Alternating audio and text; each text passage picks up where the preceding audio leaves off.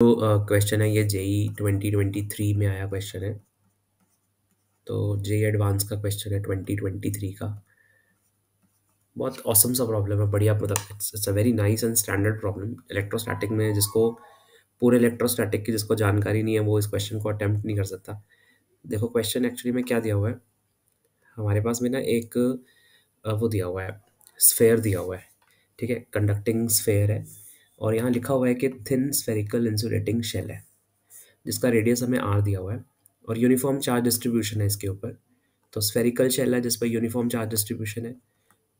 Positive charge imagine कर लेता हूँ, कुछ भी इमेजिन कर सकते हो, पॉजिटिव या नेगेटिव। तो पॉजिटिव लेके कर रहा हूँ। सच दैट क्या देता है, such that the potential at it surface is we not. तो इसके सरफेस का पोटेंशियल जो है वो वी नॉट है, ये हमें ऐसा क्वेश्चन में बोला हुआ है। अब इसमें बोला है कि एक होल है, यहाँ एक छोटा सा होल कर देते हैं। यहाँ एक छोटा सा होल है जिसका एरिया जो दिया हुआ है वो दिया हुआ है alpha into 4 pi r square, where alpha बहुत ही कम है। तो बहुत ही टाइनी सा होल है। तो ये जो होल का एरिया होगा, ठीक है, एरिया स्मॉल ए लिख रहा हूँ इसको, अल्फा इंटू में 4 पाई r स्क्वायर लिखा हुआ है, वेयर अल्फा की वैल्यू 1 से बहुत ही कम दी हुई है, ऐसा इस क्वेश्चन में लिखा हुआ है। अब इसमें क्वेश्चन बोला है कि इसमें होल करने के बाद कौन सा स्टेटमेंट इनमें से करेक्ट है।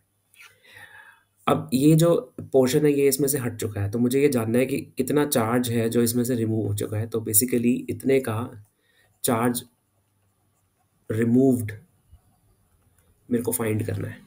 तो लेट अस से जो चार्ज रिमूव हुआ है वो स्मॉल क्यू है और इस पूरी बॉडी पे जो चार्ज है वो कैपिटल क्यू है, ऐसे समझ लेते हैं।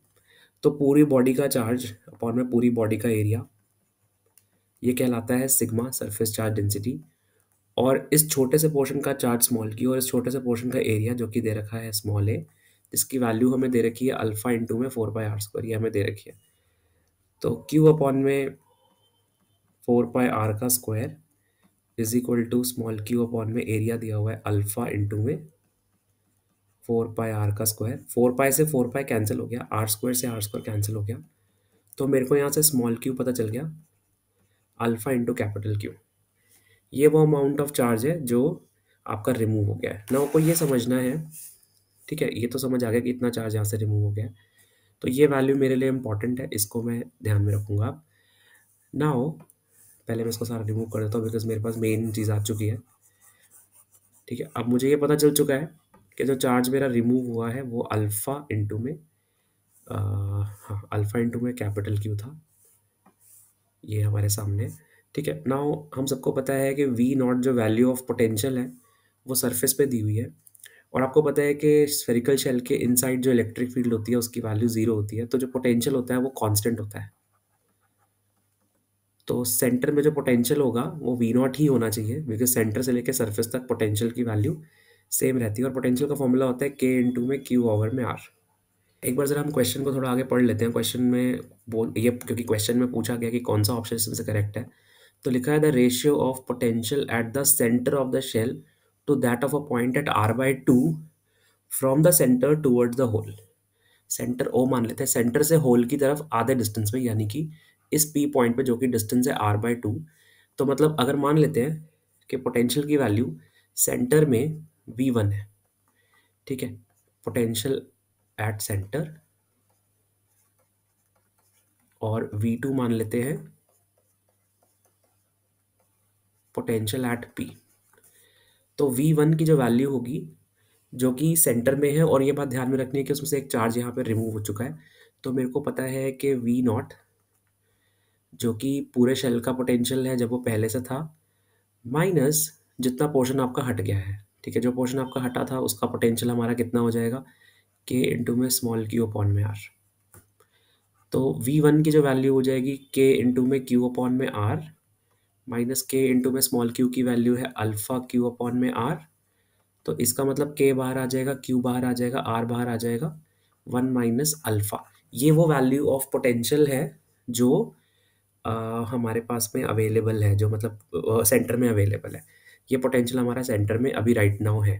ठीक है, अब आपको ये समझना है कि ये हमने माइनस क्यों किया, क्योंकि हमने चार्ज जितना रिमूव किया था उसका भी तो पोटेंशियल होगा। तो चार्ज आपने रिमूव किया तो वो मैंने इतना पोर्शन मैंने सब्ट्रैक्ट कर दिया। ठीक है, अब V2 जो पोटेंशियल है वो पोटेंशियल आप कहाँ कैलकुलेट कर रहे हो, पी पॉइंट पे कैलकुलेट कर रहे हो जो कि r/2 डिस्टेंस पे है, के क्यू बाई आर है।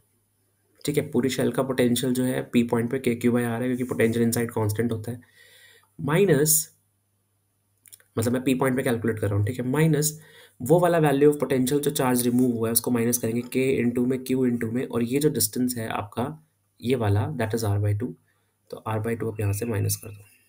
ठीक है, वो जो छोटा चार्ज वहाँ से रिमूव हुआ है उसकी वजह से जो पी पॉइंट पे पोटेंशियल होगा वो वाला पार्ट आपने रिमूव कर दिया, तो के Q by are minus 2k/r ये आ गया।